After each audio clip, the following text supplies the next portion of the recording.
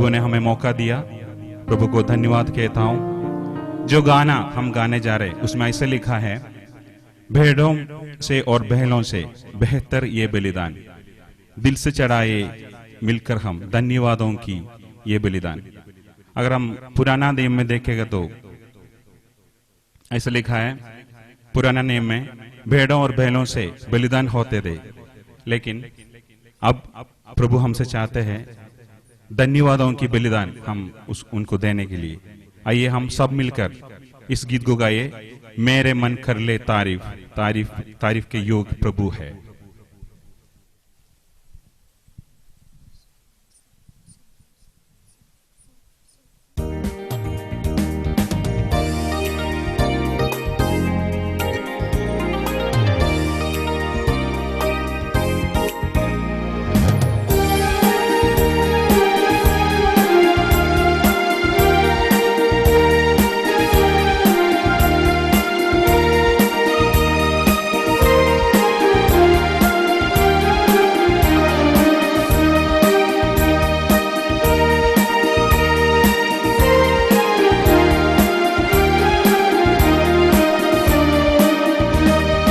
मेरे मन कर ले तारीफ, तारीफ की योग्य प्रभु है। उसने किए ये बड़े बड़े काम, उसी की हो महिमा हमसे सदा। उसने किए ये बड़े बड़े काम, उसी की हो महिमा हमसे सदा। मेरे मन कर ले तारीफ, पेट जो तुम लाए हो कर ले उसे तुम दान। पेट जो तुम लाए हो कर ले उसे तुम दान। दिल से चढ़ाए मिलकर हम धन्यवादों की ये बलिदान। दिल से चढ़ाए मिलकर हम धन्यवादों की ये बलिदान। मेरे मन कर ले तारीफ, तारीफ की योग्य प्रभु है। उसने किए ये बड़े बड़े काम, उसी की हो महिमा हमसे सदा। उसने किए ये बड़े बड़े काम, उसी की हो महिमा हमसे सदा।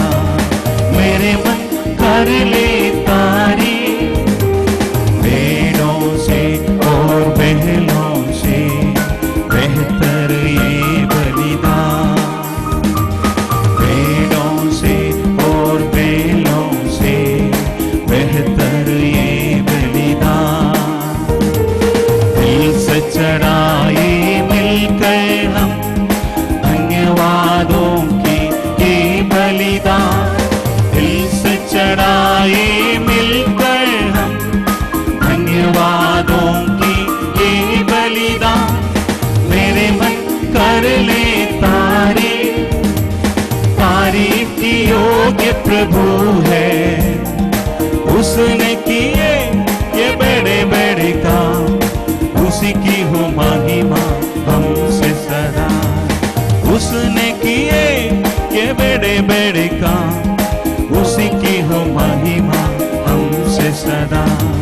मेरे मन कर ले तारीफ, तारीफों में विराजमान प्रभु है कितना महान। तारीफों में विराजमान प्रभु है कितना महान। दिल से चढ़ाए मिलकर हम धन्यवादों की ये बलिदान। दिल से चढ़ाए मिलकर हम धन्यवादों की ये बलिदान। मेरे मन कर ले तारीफ, तारीफ की योग्य प्रभु है। उसने किए ये बड़े बड़े काम, उसी की हो महिमा हमसे सदा। उसने किए ये बड़े बड़े काम, उसी की हो महिमा हमसे सदा।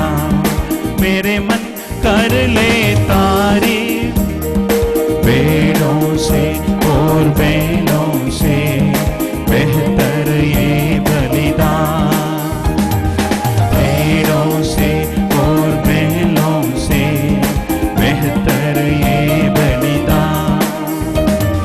दिल से चढ़ाए मिलकर हम धन्यवादों के ये बलिदान, दिल से चढ़ाए मिलकर हम धन्यवादों की ये बलिदान। मेरे मन कर ले तारीफ, तारीफ की योग्य प्रभु है, उसने किए ये बड़े बड़े काम, उसी की हो महिमा हमसे सदा। उसने किए ये बड़े बड़े काम, उसी की हो महिमा हमसे सदा। मेरे मन कर ले तारीफ। Praise you, Jesus. Hallelujah. Praise the Lord. Hallelujah. भजन संहिता में ऐसे कहते हैं, हे मेरे मन, प्रभु के कोई भी उपकार को ना बोलना। और जो गाने में ऐसे लिखा है, सत्यनाश के गड्ढे से प्रभु ने हमें निकाला, दलदल की कीच से उसने हमें उबारा। जो हम सत्यनाश के गड्ढे में खोए हुए थे, वहीं से प्रभु ने हमें निकाला। ये सब उनकी जो भी उपकार है सब याद करके इस गीत को गाइए। हे मेरे मन, यहोवा को धन्य कर, उसकी जो भी उपकार है उसको याद करके इस गीत को गाइए। हे मेरे मन, यहोवा को धन्य कहो।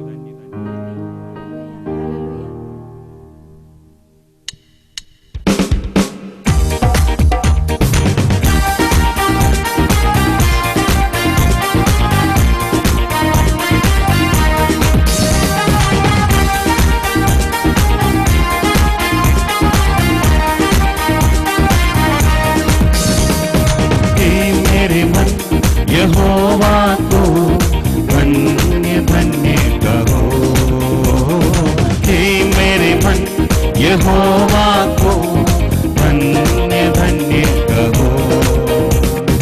जो कुछ भी मुझ में है उसको धन्य कहो, जो कुछ भी मुझ में है उसको धन्य कहो। हे मेरे मन यहोवा को धन्य धन्य कहो, हे मेरे मन यहोवा को धन्य धन्य कहो। वही तेरी आदमों को क्षमा करता है, तेरे सब रोगों को चंगा करता है। Hallelujah hallelujah. वही तेरी आदमों को क्षमा करता है, तेरे सब रोगों को चंगा करता है। वही तो तेरे प्राण को नाश होने से बचाता है। हे मेरे मन यहोवा को धन्य धन्य कहो, हे मेरे मन यहोवा को धन्य धन्य कहो। सत्यनाश के गड्ढे से मुझे निकाला, दलदल की कीच से मुझे उबारा। Hallelujah hallelujah. सत्यनाश के गड्ढे से मुझे निकाला, दलदल की कीच से मुझे उबारा। मेरे पैरों को दृढ़ किया है, चट्टान पर खड़ा किया है। हे मेरे मन यहोवा को धन्य धन्य कहो, हे मेरे मन यहोवा को धन्य धन्य कहो। यहोवा के दूतों उसको धन्य कहो, हे सारी सृष्टि उसको धन्य कहो। धन्य कहो धन्य कहो। यहोवा के दूतों उसको धन्य कहो, हे सारी सृष्टि उसको धन्य कहो। उसके राज्य के सब स्थानों में यहोवा को धन्य कहो। हे मेरे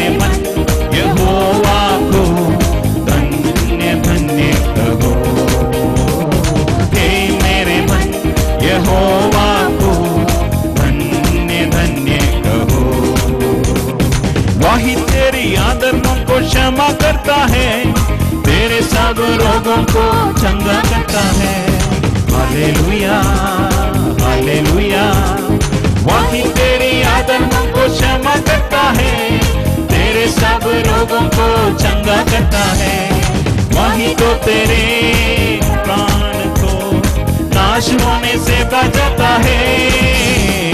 हे मेरे मन यहोवा को धन्य धन्य कहो, हे मेरे मन यहोवा को धन्य धन्य कहो। सत्यनाश के खड्डे से मुझे निकाला, दलदल की कील से मुझे उबारा। हालेलुया हालेलुया, सत्यनाश के खड्डे से मुझे निकाला, दलदल की कील से मुझे उबारा। मेरे पैरों को दृढ़ किया है, चट्टान पर खड़ा किया है। हे मेरे मन यहोवा को धन्य धन्य कहो, हे मेरे मन यहोवा को धन्य धन्य कहो। यहोवा के दूतों उसको धन्य कहो, हे सारी सृष्टि उसको धन्य कहो। धन्य कहो धन्य कहो, यहोवा के दूतों उसको धन्य कहो, हे सारी सृष्टि उसको धन्य कहो। उसके राज्य के सब स्थानों में यहोवा को धन्य कहो। हे मेरे मन यहोवा को धन्य धन्य कहो, हे मेरे मन यहोवा को धन्य धन्य कहो, हे मेरे मन यहोवा को धन्य धन्य कहो। जो कुछ भी मुझ में है उसको धन्य कहो, जो कुछ भी मुझ में है उसको धन्य कहो। हे मेरे मन यहोवा को धन्य धन्य कहो, हे मेरे मन यहोवा को धन्य धन्य कहो, हे मेरे मन यहोवा को धन्य धन्य कहो, हे मेरे मन यहोवा को धन्य धन्य कहो। जो कुछ भी मुझ में है उसको धन्य कहो, जो कुछ भी मुझ में है उसको धन्य कहो। हे मेरे मन यहोवा को धन्य धन्य कहो, हे मेरे मन यहोवा को धन्य धन्य कहो, हे मेरे मन यहोवा को धन्य धन्य कहो, हे मेरे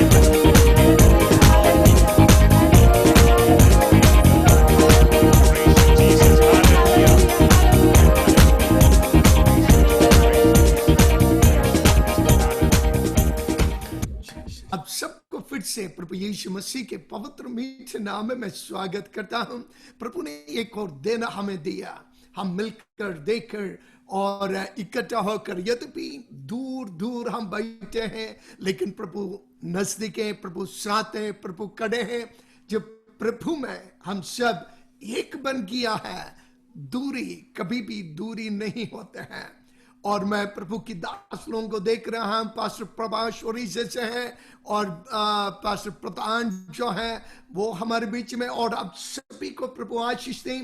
आज जब हम मिलकर प्रभु की आराधना करेंगे, हमारा प्रभु आश्चर्य कर्म करने वाला परमेश्वर है।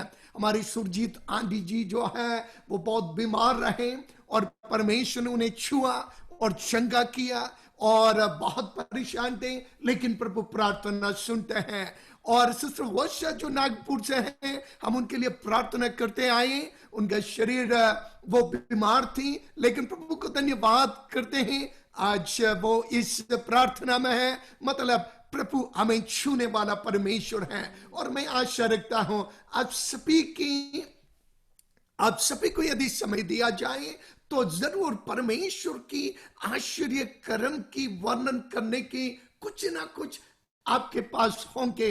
लेकिन आज थोड़ा समय हम परमेश्वर का वचन से सुनेंगे और वो परमेश्वर आपके जीवन में आगे भी, चाहे कंफ्यूजन जो कुछ भी हो, संकट जो कुछ भी हो, परेशानी जो कुछ भी हो, हमारा प्रभु जिंदा है, वो जीवित है और वो प्रभु आज हमें छूना चाहता है, हमसे बातचीत करना चाहता है, वो हमें अपनी ओर आकर्षित करना चाहता है। क्यों ना हम परमेश्वर की वचन की ओर जाएं। और बहुत जाने पहचाने एक वचन मैं आपके सामने आज रखना चाहूंगा। उत्पत्ति का पुस्तक, उत्पत्ति, यदि आपको मालूम नहीं है उत्पत्ति कहां पर है, पहला पुस्तक है बाइबल का और उसका 32वां अध्याय 32, हम उसके 22 से लेकर पढ़ेंगे। सिस्टर निशा 22 से लेकर पढ़िए।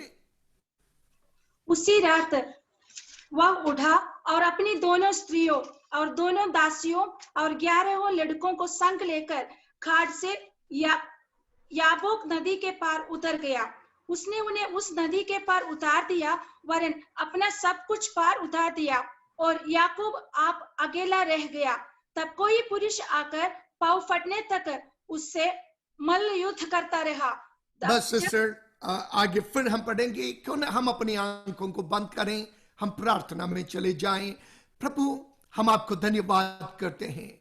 हमारी जिंदगी में ऐसे समय आते हैं हम अकेला रह जाते हैं और प्रभु उस अकेलापन में तू हमसे मुलाकात करते हैं, तू हमसे मिलते हैं खुदावन, और तू हमसे बातचीत करते हैं। आज हमसे बातचीत कर प्रभु, तेरी आवाज हम सुनने दो।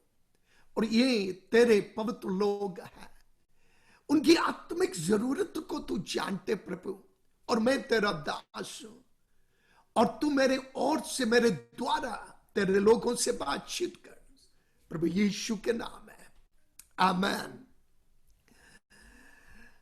हम सब जिंदगी में कभी भी अकेला होना नहीं चाहता है, या जब ज्यादा आवाज आते हैं, ज्यादा परेशान होते हैं, हम सोचते हैं थोड़ा सा अकेला हो जाएं, लेकिन फिर भी हम निरंतर अकेला में रहना कोई नहीं चाहता है, क्योंकि अकेलापन का समय जो है बोर लगता है और परेशान हो जाता है।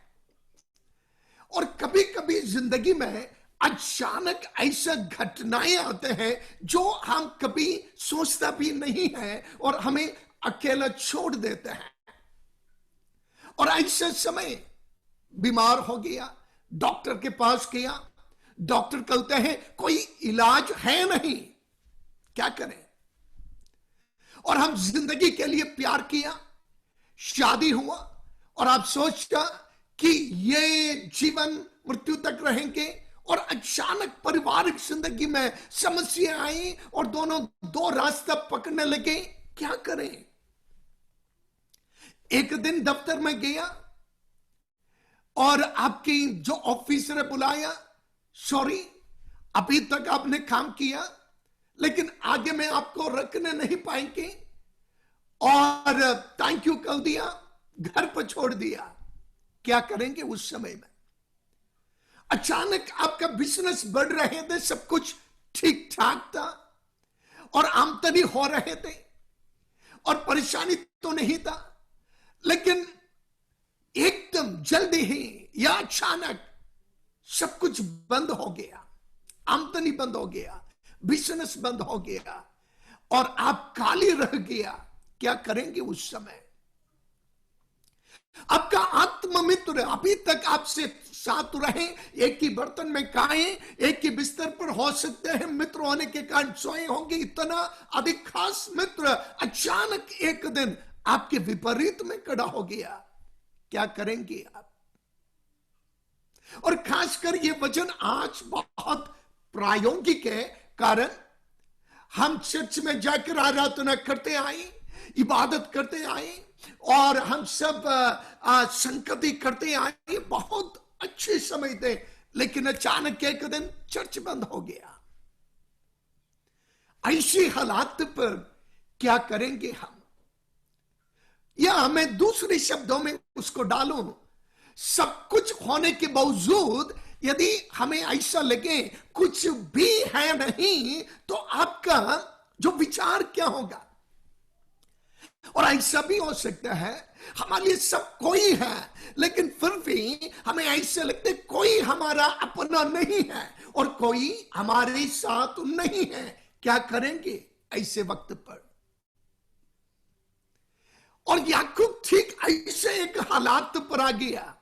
हम जानते हैं ऐसे एक समय था वो अपने घर को छोड़कर भाग गया, भागना पड़ा। माता पिता ने कहा बेटा भाग जाओ, क्योंकि तेरा भाई तेरे विरोध हो गया है और किसी भी समय में वो तुझे घात करेंगे। एक ही दिन में तू दोनों मेरे लिए नष्ट होंगे, इसलिए तू अपनी मामा की घर पर चले जाओ। हमें मालूम है वो इतिहास। याकूब अकेला अपनी मां बाप को छोड़कर, अपनी भाई को छोड़कर, जिस तंबू में वे रह रहे थे, जिस देश में वो रह रहे थे, जिस परिस्थिति में उनकी जिंदगी था, सब कुछ एक दिन छोड़ना पड़ा। कैसे लगेंगे वो जिंदगी?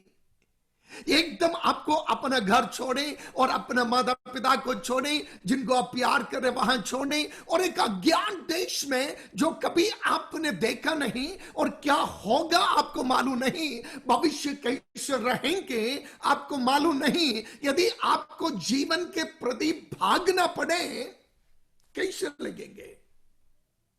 लेकिन परमेश्वर की एक योजना याकूब के ऊपर था और उस यात्रा में हम जानते हैं परमेश्वर याकूब के साथ रहा। परमेश्वर ने अपना दर्शन याकूब को दिया और इसलिए मैं प्रभु को धन्यवाद करता हूं।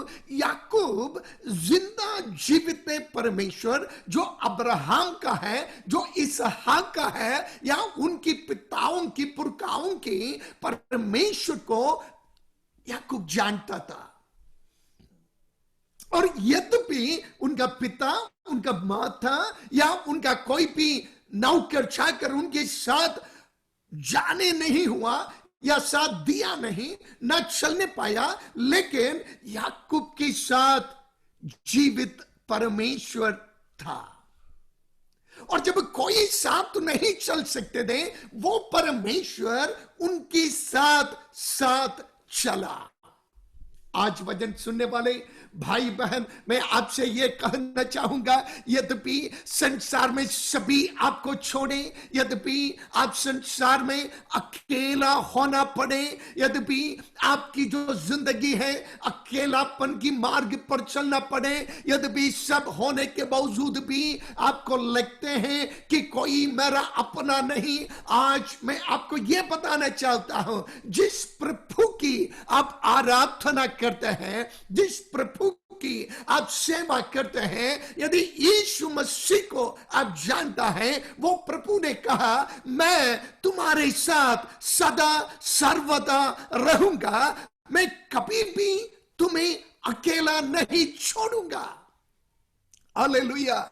हमारे कमरे के अंदर वो आ सकते हैं, हमारी अकेलापन में वो आ सकते हैं, हमारी बीमारी की बिस्तर पर वो प्रभु उतर आ सकते हैं, हमारी पारिवारिक संघर्ष के बीच में वो प्रभु उतर आते हैं। चाहे आग की भट्टी हो या शेर की मांद हो या जेल की या कैद की उस बंदी गृह को, वो प्रभु हमारे पास उसी जगह पर उतर आने वाला परमेश्वर है।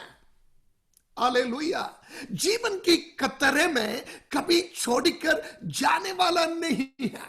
और यहां तक मेरा पत्नी मुझे बहुत प्यार करती है, मेरे बच्चे मुझे बहुत प्यार करते हैं, और लेकिन वे कहेंगे डैडी आई लव यू, बहुत अच्छा, सही है, वो मुझे प्यार करते हैं। और मेरे पत्नी कहती है आई लव यू, ठीक है, बिल्कुल सच है, वो मुझे प्यार करती है। कब तक और कहां तक? ऐसे एक समय आता है जिंदगी की रास्ता मुझे अकेला करना पड़ता है। मैं चाहता नहीं, लेकिन फिर भी मुझे सामना करना पड़ता है। और उस रास्ता में जब मैं आएंगे, मेरा पत्नी भी, मेरे बच्चे भी, और जितने मुझे प्यार करते हैं, मेरा पासमान भी और साथी विश्वासी भी, एक मुट्ठी मिट्टी लेंगे और डाल देंगे और कहेंगे मिट्टी से तुझे लिया, मिट्टी को मैं देता हूं, बस खत्म, समाप्त। उसके बाद वो आ नहीं सकता। सीमा वहां तक है आने का। और वहां आकर दुख के साथ रोककर या आंसू बहाएंगे जरूर, और हो सकते छाती पीटेंगे, हो सकते विलाप करेंगे, लेकिन कहेंगे जरूर मिट्टी से लिया, मिट्टी को सौंपता हूं, बाय। भाई तो नहीं कहेंगे, लेकिन उसका मतलब भाई है, मतलब वो है समाप्ति। लेकिन वचन क्या कहते हैं? चाहे मैं घोर अंधकार की तराई में होकर भी चलूं, अर्थात मैं मृत्यु का तराई में भी होकर चलूं, जहां पर रास्ता अकेला है, जहां पर मुझे अकेला ही जाना है, कोई मेरे साथ नहीं आते हैं। जानते हैं पुराने समय में सती होते थे, जैसे पति मरते हैं तब पत्नी को जबरदस्त पकड़कर आग में डालते थे, जिससे वे सोचते थे कि पति अकेला न जाए और उस सफर में पत्नी साथ रहे। वो मूर्खता की विचार था, क्योंकि उस सफर में पत्नी साथ जा नहीं सकता है। और फिर वो जैसे आप पिरामिड आप सुने होंगे, इजिप्त में, मिस्र में जो पिरामिड है, जब उसका एस्कवरी किया, उसका जांच पड़ताल किया, जब फिरौन जो राजा मरते थे उनको जब दफन करते हैं, अनाज रखते थे और मथु रखते थे, तेल रखते थे, सोना चांदी रखते थे। और उनका ये विश्वास था जब हमारा महाराजा अकेला हो जाते हैं तो उनको खाना पीना और ये सब कुछ उनके लिए जरूरत है, इसलिए उनकी कब्रिस्तान में वो रखते थे। लेकिन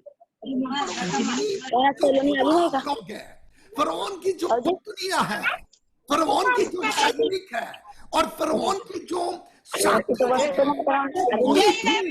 ये नहीं कहेंगे कि हम, किसी का माइक ऑन है, आप मेहरबानी से mute, Joel please mute the mic. और ऐसा हालात पर हम क्या कर सकते हैं?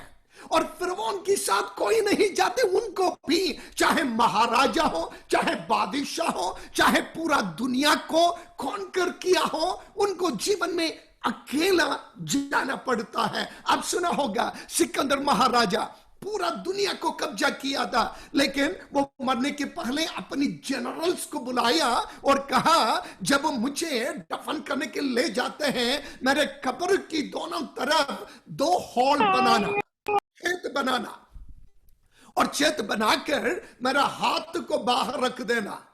और उनकी जनरल ने पूछा क्यों महाराजा, क्यों ऐसा करना? तो बताया इस दुनिया को मैं ये बताना चाहता हूं, मैं काली हाथ आया, मैं काली हाथ जा रहा है। सिकंदर महाराजा सारे धरती को जिन्होंने कब्जा किया, वो कह रहा है मैं अकेला आया, मुझे जाना है अकेला। हालेलुया। कहने के मतलब यह है जीवन को मुझे और आपको कहीं ना कहीं अकेला होना पड़ता है। और यदि अभी नहीं है, उस आखिरी वक्त में, और कोई साथ नहीं देता। लेकिन जैसे याकूब अपना जिंदगी का सफर शुरू किया, उन्होंने सोचा अकेला था, लेकिन रात में अब्राहम की परमेश्वर, इसहाक की परमेश्वर याकूब को दर्शन दिया, मैं तेरे पिताओं की परमेश्वर है, मैं तुम्हारे साथ रहूंगा। तेरा पिता इसहाक तेरे साथ रह नहीं सकते, तेरा मां जो तुझको बहुत प्यार किया, वो रिबेका तेरे साथ नहीं रह सकते, लेकिन हे याकूब मैं तेरे संग रहूंगा और तेरे यात्रा में मैं तेरे साथ रहकर तुम्हारे लिए जो कुछ जरूरत है, खाने के लिए भोजन, पहनने के लिए वस्त्र, और इतना नहीं, सही सलामत मैं तुझे तेरे पिता की घर में वापस ले आऊंगा। और हम जानते हैं इतिहास से लगभग 20 से अधिक साल याकूब अपनी घर से बाहर रहे और वो परमेश्वर उनकी प्रतिज्ञा को नहीं छोड़ा। कितनी बार याकूब ने परमेश्वर से विश्वासघात किया या परमेश्वर की उन आज्ञाओं को उल्लंघन किया, लेकिन परमेश्वर एक बार भी याकूब को नहीं छोड़ा। प्यारे मित्रों, कभी यह नहीं सोचना परमेश्वर मुझसे गुस्सा है, परमेश्वर मुझे छोड़ दिया है। बहुत बार हम ये प्रार्थना करते जैसे यीशु मसीह ने प्रार्थना किया, हे पिता तूने मुझे क्यों छोड़ दिया। हाँ, यीशु मसीह को छोड़ा था, कारण क्या था? परमेश्वर हमें छोड़ना नहीं चाहा।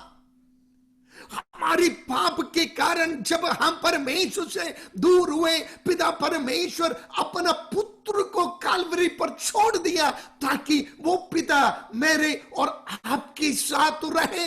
इतना प्यार मेरा परमेश्वर मुझसे करता है। हालेलुया। और याकूब के साथ वो परमेश्वर रहा और याकूब को लाबान की घर पर पहुंचकर उनको पत्नियां हुई, बच्चे हुए और 12 बेटे, 1 बेटी, और फिर धन संपत्तियां हुए, दास दासियां हुआ। क्योंकि परमेश्वर यदि प्रतिज्ञा करते हैं मैं तुम्हारे साथ रहूंगा, इसका मतलब यद्यपि हम कुछ भी सामने ना देखें फिर भी वो परमेश्वर हमारे साथ है। आज भाई, मित्र, बहन, आपके साथ वो परमेश्वर कभी आपका हाथ नहीं छोड़ेगा। हालेलुया। चाहे आप अकेला भी होना पड़े, वो परमेश्वर आपके साथ रहेंगे। और अब याकूब वापस लौट रहे हैं। लाबान की चेहरा याकूब के साथ सही नहीं रहा। ससुराल में याकूब की हालात, मानसिक संघर्ष बढ़ते गए और याकूब को मालूम पड़ा मुझे वापस मेरे पिता की घर में जाना है। और केवल इतना नहीं, जब मैं अपनी सफर कर रहे थे, मैं परमेश्वर से एक प्रतिज्ञा लिया था, हे परमेश्वर यदि तू मेरे साथ रहे, मैं वापस इसी जगह पर अर्थात लूस में, अर्थात बेथेल में, जहां पर मैं आकर तेरे लिए एक भवन बनाऊंगा। और याकूब उसके संबंध में भूल गया, क्योंकि संसार की जो जिंदगी है और अपनी पत्नी, बच्चे, परिवार और धन संपत्तियां बटोरने में परमेश्वर के साथ जो प्रतिज्ञा याकूब ने किया वो भूल किया था। लेकिन परमेश्वर अपनी वायदा को कभी नहीं भूला है।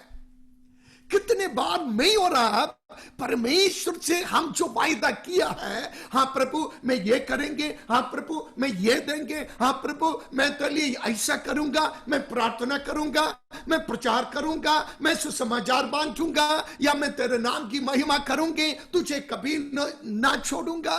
लेकिन कितने बार हम उस वचन को उल्लंघन किया है, कितने बार हम प्रभु से चला गया है, लेकिन फिर भी प्रभु की कृपा, प्रभु की जो प्रतिज्ञा है हमारे साथ है, वो कभी परमेश्वर ने हमें त्यागा नहीं है, वो हमारे साथ रहा है। रब याकूब अपनी पत्नियों को लेकर, अपनी बच्चों को लेकर वापस पिता की घर की ओर आ रहे। और अब 20 साल हो गया और उनको मालूम नहीं ईसा की चेहरा कैसा है। उनको एक ही बात मालूम है, उनकी भाई उनसे बहुत गुस्सा में है और वो उनको मारना चाहा, लेकिन उनको ये मालूम नहीं अभी उनका गुस्सा ठंडा हो गया है, क्या अपना भाई से मिल सकते हैं, या अभी भी वो तलवार लेकर खड़े हैं, बैठे हैं। और इसलिए जैसे वो आ रहे थे, वो किसी दासों को भेजा कि एसाव से ये कहें कि याकूब आ रहे, और वे आकर खबर दिया तेरा भाई एसाव तुम्हें मिलने के लिए 400 लोगों को लेकर आ रहे हैं। याकूब डर गया, अब बहुत भयभीत हो गया। क्योंकि याकूब को मालूम पड़ा अपनी भाई की गुस्सा ठंडा नहीं है। यदि 400 लोगों को लेकर ऐसा आ जाए तो याकूब को मालूम है उनमें से एक भी नहीं बचेगा। याकूब है बहुत चालाकी और याकूब को अच्छा मालूम है कैसे षड्यंत्र बनाना। और इस समय में भी याकूब परमेश्वर को नहीं ढूंढा, न परमेश्वर से पूछा है प्रभु अब क्या करें। याकूब सबसे पहले अपनी योजना बना लिया। क्या था? वे 2 झुंड बनाए और एक झुंड को एक तरफ कर दिया, दूसरे झुंड को एक तरफ कर दिया, और फिर उसके जो पत्नियां हैं और बच्चे हैं और जिनको सबसे ज्यादा प्यार करते हैं और उन बच्चों को उस पत्नी को सबसे पीछे कर दिया। देखो जरा सा षड्यंत्र है। मनुष्य होते हैं। हम कहते हैं हमारा उद्धार हो गया, हम प्रभु का संतान है, लेकिन कभी कभी मनुष्य की स्वभाव हमारे अंदर वो शारीरिक स्वभाव जब अपने पर आते हैं आ जाते हैं, हम षड्यंत्र बनाना शुरू करते हैं। लेकिन परमेश्वर चाहता है याकूब को थोड़ा सा अकेला मेरे साथ मिले, और नदी की याबोक नदी के उस पार सबको करने के बाद जरा सा देखो याकूब अब अकेला हो गया। वही हमने पढ़ा है। और याकूब अब अकेला नदी के इस पार उस किनारे पर आकाश को ताक कर, ताराओं को देखकर और मन में व्याकुलता के साथ बहुत परेशान होकर, दुखित होकर, और अभी लगते हैं कुछ ऐसा वचन याकूब के ऊपर है जो वो उठाने नहीं पा रहे हैं। उनका दिल टूट रहा है, उनका हृदय के अंदर इतना ज्यादा वचन हो गया कि अब क्या करें, आगे कैसे बढ़े। वो अपनी पत्नी, अपनी बच्चे, अपनी धन संपत्ति, अपनी जिंदगी, अपनी भविष्य की इतना बोझ उनके अंदर आया। अब क्या करें। हो सकते हैं आज जब आप परमेश्वर का वचन सुनते हैं, आप भी अपनी कमरे में, अपनी बिस्तर पर इस प्रकार वचन के साथ, बोझ के साथ अब बैठे होंगे। अब मैं क्या करें। परमेश्वर को जानता है, प्रभु साथ मालूम है, और प्रभु सब कुछ प्रतिज्ञा किया है ये भी मालूम है, ये सब कुछ ठीक है। लेकिन बहुत बार जब हम अपने आप में आ जाते हैं, हम परेशान हो जाते हैं, हम चिंतित हो जाते हैं, हम बोझ से दब जाते हैं। और जरा सा आप याकूब को देखो, उस नदी के किनारे पर सिर पता नहीं ऊपर है, नीचे है, या कहां देख रहे, और याकूब को मालूम पड़ा कोई वहां पर खड़े हैं और उनको यह मालूम नहीं है वो कौन है। बाद में पता चलते हैं वो कौन है। और याकूब का चिंता बिल्कुल उनके ऊपर नहीं है, और क्योंकि याकूब अपनी आप में खो गया, अपनी भविष्य की परेशानी में खो गया, और सामने जो खतरा है, जो डेंजर है, उस डेंजर पर, खतरे पर वो खो गया। अब कैसे मैं अपनी भाई को सामना करें, और कैसे मेरे परिवार को बचाएं, मेरे बेटों को, मेरे बच्चों को, मेरे धन संपत्तियों को मैं कैसे बचाएं, ये विचार सभी के जीवन में आ जाते हैं।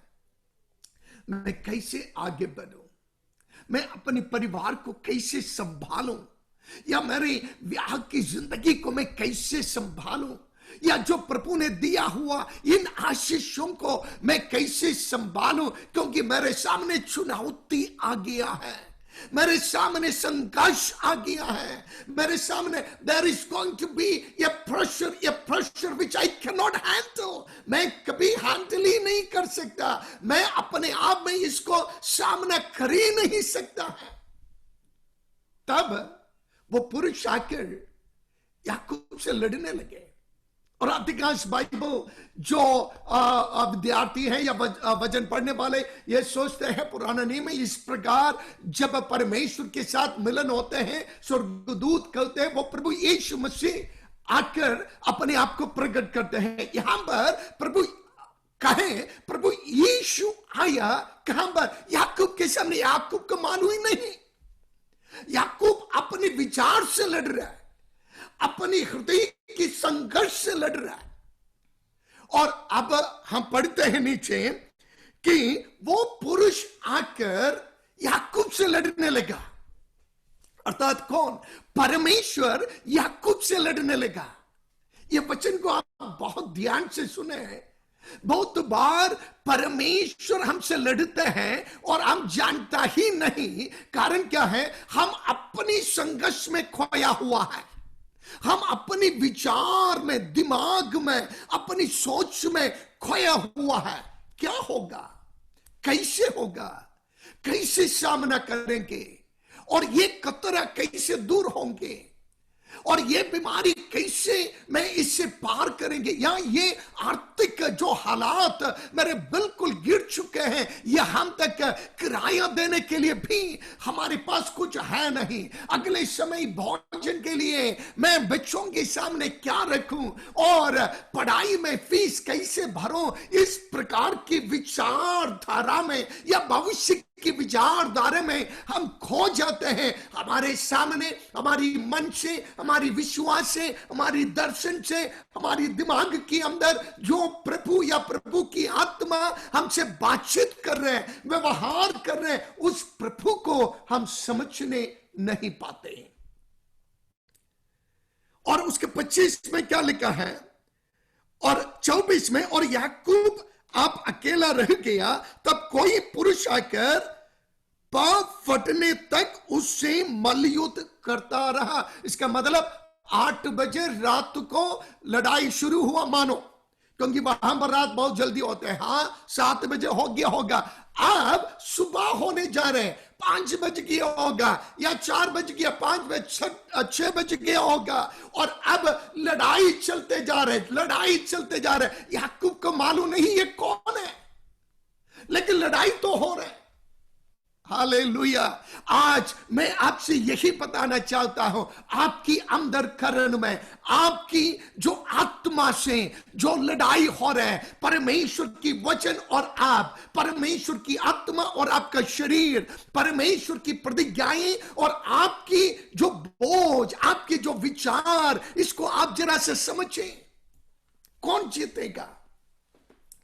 और अब जब परमेश्वर को मालूम पड़ा याकूब लड़ते जा रहे हैं, और याकूब को भी मालूम पड़ा मैं भी लड़ाई करते जा रहे हैं, और अब याकूब को ऐसा लगा ये ऐसा कोई है जो मुझे निश्चय अनुग्रह कर सकते हैं, जो मेरे हालात में कुछ रास्ता मुझे दिखा सकते हैं।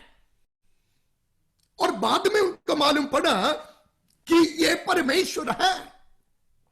लेकिन अब इस संघर्ष में याकूब उनको जाने नहीं दिया। पहले लड़ाई परमेश्वर के साथ था, लेकिन अब परमेश्वर याकूब के साथ लड़ने लगा, लेकिन अब याकूब परमेश्वर के साथ लड़ने लगा।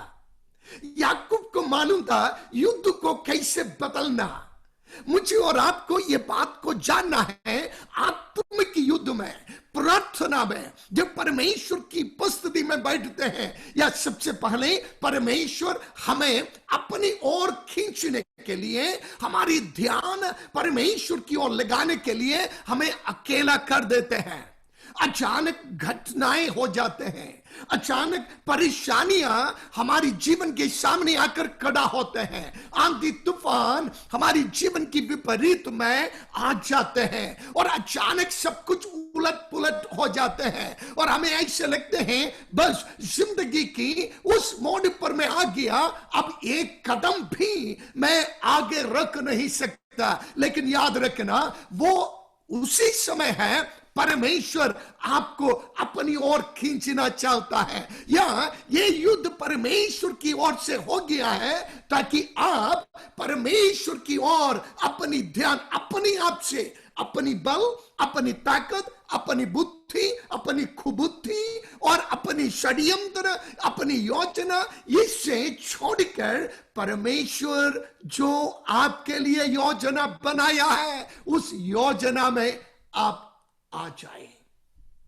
ये केवल याकूब से नहीं, मूसा को देखो, मिस्र में बिल्कुल वो तैयार हुआ था लोगों को छुड़ाने के लिए, लेकिन परमेश्वर ने उन्हें वहां से उठाकर मरुस्थल में फेंक दिया, अकेला हो गया, वो भी ससुराल में। पता नहीं ये सबको ससुराल में जाना पड़ा और ससुर से उनका युद्ध होना पड़ा। और कभी कभी परमेश्वर ऐसे करते भी हैं।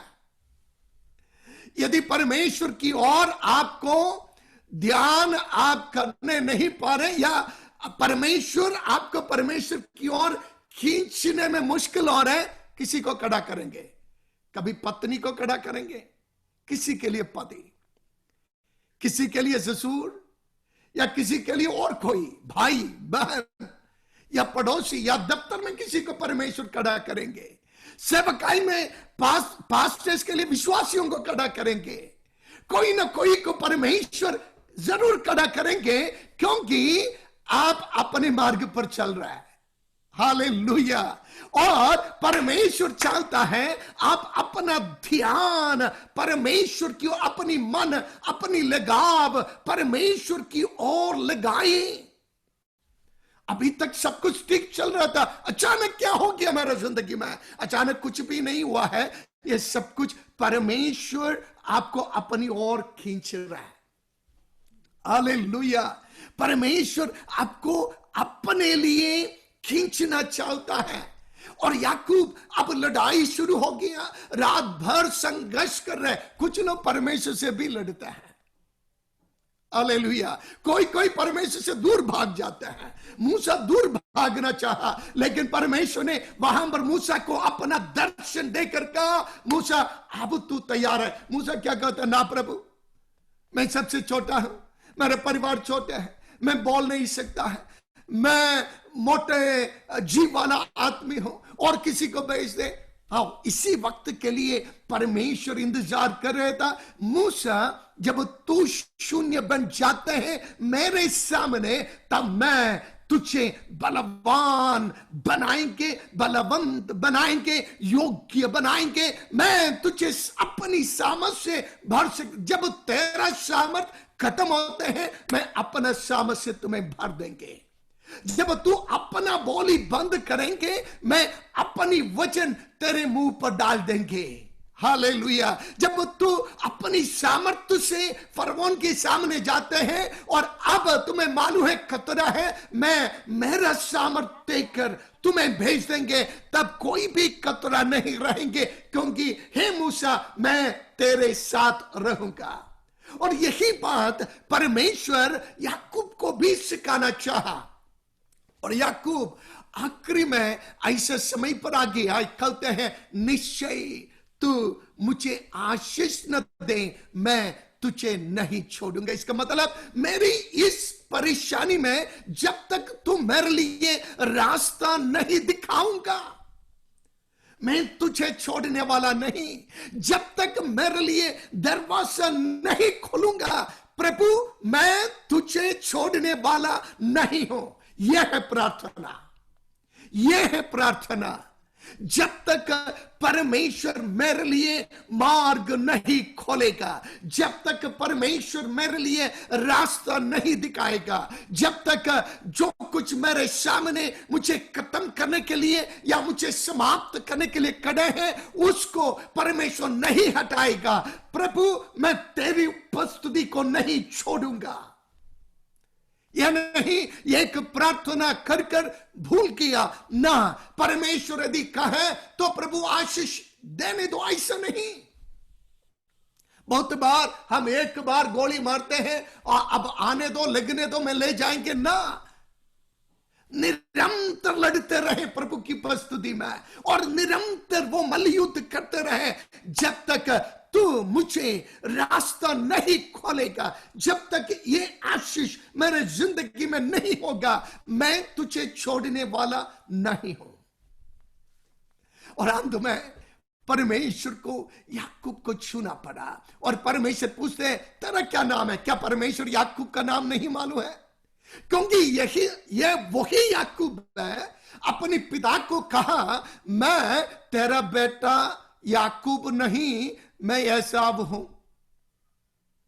और अब सवाल याकूब नहीं पूछ रहे, सृष्टिकर्ता परमेश्वर जिन्होंने याकूब को सृष्टि किया, उस परमेश्वर के सम्मुख याकूब खड़े हैं और वो परमेश्वर पूछ रहे हैं, असलियत में तेरा क्या नाम है? हालेलुया। तेरा क्या नाम है?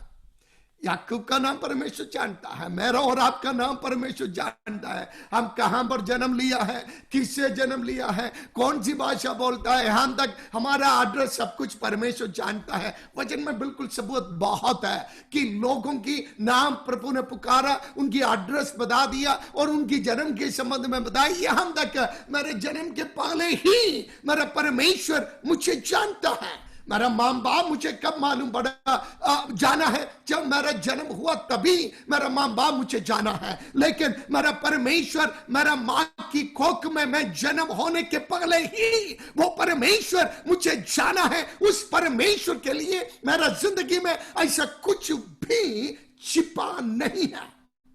लेकिन परमेश्वर ये चाहता है कि हम उनके सामने जब आते हैं, हम अपने आप कबूल करें, हम अपने आप माने हम कौन हैं, कि मैं अडंका मारने वाला हूं, मैं धोखा देने वाला हूं, मैं याकूब हूं, मैं भाई को और अपनी पिता को और अपनी ससुर को और सभी को धोखा दिया हुआ याकूब है करके मनुष्य के सामने नहीं, उनको जिस परमेश्वर ने रास्ता में एनकाउंटर कर दिया या मिल गया, उस परमेश्वर के सामने अपनी स्वभाव को, अपनी आदत को, अपनी जिंदगी की उस रहस्य को या उन पापों को कबूल करना होगा।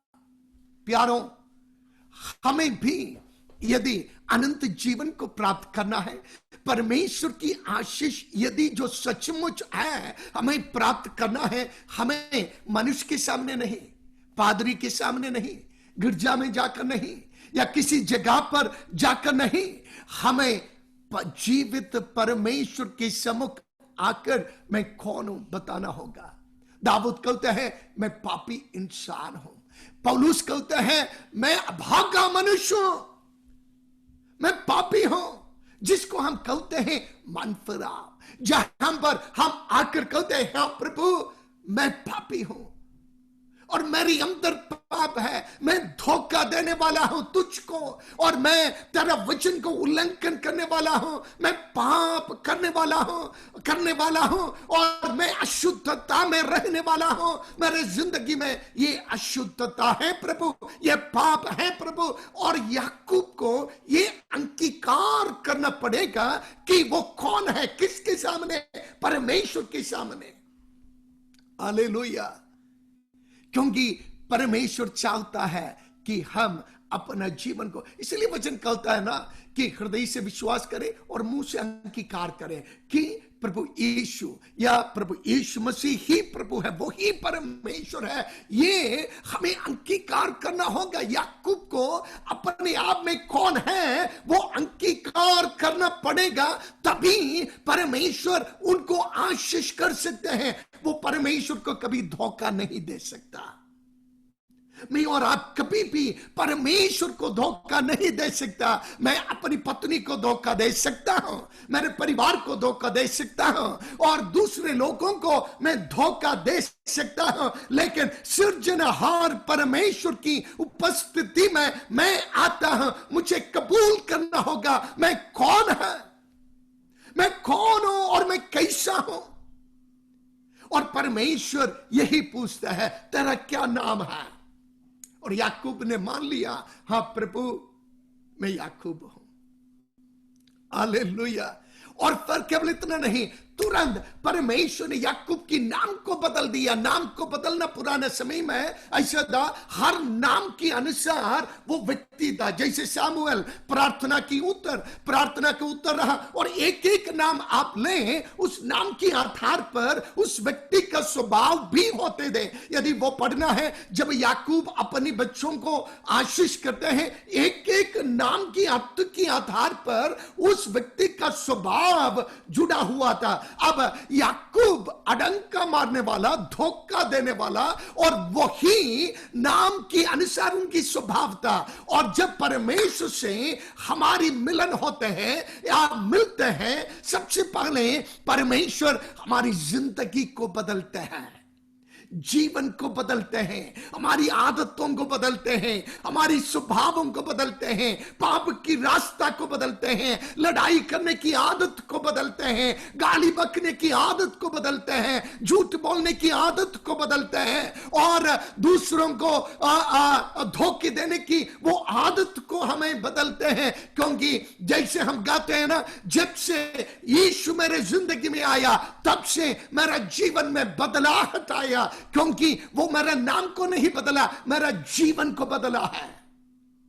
यहां पर याकूब का नाम नहीं बदल रहा है, याकूब की स्वभाव को यहां पर परमेश्वर का, तेरा नाम इस्राएल रहेगा। इस्राएल की मतलब है तू परमेश्वर से मिला हुआ है और मनुष्य को भी मिला हुआ है, और परमेश्वर से लड़ा है और मनुष्य से भी तू लड़ा है, और अब परमेश्वर तेरा प्रभु बनेंगे। और जब प्रभु यीशु से मेरा और आपका मिलन होते हैं, या प्रभु के पास जब हम आते हैं, जब हम अपने आप को अंगीकार करते हैं, ग्रहण करते हैं, कबूल करते हैं, और मन फिर आता है और प्रभु से हम कौन है करके स्पष्ट करते हैं, प्रभु हमारी स्वभाव को बदलते हैं। हालेलुया। और ऐसे गीत है जिसमें लिखा है, वेश बदला क्या हुआ, जीवन को बदलना चाहिए, नाम बदला क्या हुआ, जिंदगी बदलना चाहिए। बहुत लोग वेश बदलते हैं, और पहले अविश्वासी थे, अब विश्वासी बन गया, पहले काले पहनते थे, अब सफेद पहनना शुरू किया, पहले मूंछ रखते थे, अब ज्यादा भक्ति में आ गया, मूंछ को हटा दिया और वेश को बदल रहा है। कोई फायदा नहीं है। और कोई आकर पहले वो नाम था, अब ये नाम रखा, नाम बदलने से कोई फायदा नहीं। कोई मौसम बदल रहे, मौसम बदलने से कोई फायदा नहीं। और कुछ लोग थोड़ा और आगे बढ़ते हैं, चलो सबने बताया बपतिस्मा ले, तो बपतिस्मा भी पानी में ले जाते हैं, और पानी में जाकर बपतिस्मा भी लेते हैं, कोई फायदा नहीं। पहले सूखा पापी, अभी गीला पापी बन गया, क्योंकि पहले पानी में नहीं था, अभी पानी में डाल दिया, अब कच्चा पापी, गीला पापी बना कर। जब तक परमेश्वर से मिलकर जिंदगी नहीं बदलते, हमारे जीवन में परमेश्वर आशीष नहीं कर सकता है। आदत को बदलना है, स्वभाव को बदलना है, वो बदलाहट केवल परमेश्वर ही दे सकते हैं। याकूब अपना नाम को नहीं बदला, परमेश्वर याकूब की नाम को बदला। हमारा जिंदगी को बदलने वाला परमेश्वर। यह कैसे मालूम पड़ा याकूब बदला है और परमेश्वर ने उनको छुआ है? हम पढ़ते हैं उनका जांघ पर परमेश्वर ने छुआ। पहले सीधा खड़ा होने वाला था, पहले सोचते थे अब सब कुछ मैं कर सकता हूं, याकूब कर सकता हूं। याकूब की योजना, याकूब की बल, याकूब की ताकत अब लंगड़ाने शुरू किया। अब लाठी लेना पड़ा, अब और किसी का सहारा लेना पड़ा। और आप जरा सा सोच लो, जब याकूब नदी पार कर लंगड़ा कर अपनी पत्नी, अपने बच्चों के पास जाते, सब क्या, डैडी तुम्हें क्या हो गया है? अरे पहले तो तुम सही थे, अब तू लंगड़ा, रे क्या हो गया तुझे? याकूब जरूर कहा होगा कि एक लंबा कहानी है बेटे, और वो कहानी आज भी हम बोलते जा रहे हैं। याकूब की जिंदगी में क्या हुआ था कि परमेश्वर से उनकी मुलाकात हुआ था, उनका जिंदगी बदल गया है। हालेलुया। अब वो लंगड़ा, मतलब जब परमेश्वर से हमारा मिलन हो जाते हैं, हमारा जीवन वैसा नहीं रहेंगे। वो अहमियत जो अपनी आप में जो अहंकार है वो लंगड़ाना शुरू करेगा कि मैं अपनी ताकत से, अपनी बल से, अपनी सामर्थ से इसकी ऊपर विजय प्राप्त नहीं कर सकता। मैं कोशिश करें ये बीमारी ठीक नहीं होगा, मैं कोशिश करें या दवाइयां लें ये ठीक होने वाला नहीं है, ये परेशानी दूर होने वाला नहीं है, या मेरा ये आदत गुस्से की, पाप की, अशुद्धता की मैं कितना भी कोशिश करें ये होने वाला नहीं है। लेकिन आज यदि परमेश्वर की उपस्थिति में हम समर्पण करोगे, परमेश्वर जिंदगी को बदलेंगे। याकूब इस्राएल बन गया, कहानी बदल गया, जीवन बदल गया, भविष्य बन गया, बदल गया। और इसलिए परमेश्वर कहते हैं मैं अब्राहम का परमेश्वर हूं, मैं इसहाक का परमेश्वर हूं, मैं याकूब का परमेश्वर हूं। हालेलुया। आज भी हम गाते हैं अब्राहम का परमेश्वर, याकूब इसहाक का परमेश्वर, याकूब का परमेश्वर, वही परमेश्वर मेरा भी परमेश्वर है, क्योंकि वो परमेश्वर मेरा जीवन को भी बदल डाला है। और आज मैं आपसे यही वचन बताना चाहूंगा, चाहे आप जिंदगी की किसी भी मोड में हो, प्रभु यीशु आपके पास खड़ा है। कबूल करो, अंगीकार करो, वापस आ जाओ, समर्पण करो। हाँ प्रभु, आई एम ए फेल्यूर, बहुत बार मैंने उल्लंघन किया, आई फेल्ड यू लॉर्ड, बहुत बार मैं हार गया, लेकिन मैं यही हूं। और परमेश्वर जब आप समर्पण करते हैं, जब आप अंगीकार करते हैं, जब आप पश्चातापते हैं, वो प्रभु आपका जीवन को एक नया मोड़ पर ले जाएगा, एक नया भविष्य पर ले जाएगा, एक नया सेवकाई पर ले जाएगा, एक नया स्तर पर ले जाएगा।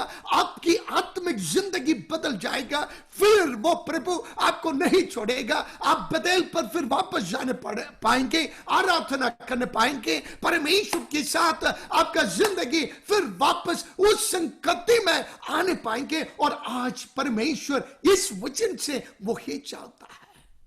क्यों ना हम अपनी आंखों को बंद करें, हम प्रार्थना में चले जाएं, प्रभु से कहें हाँ प्रभु मैं याकूब हूं।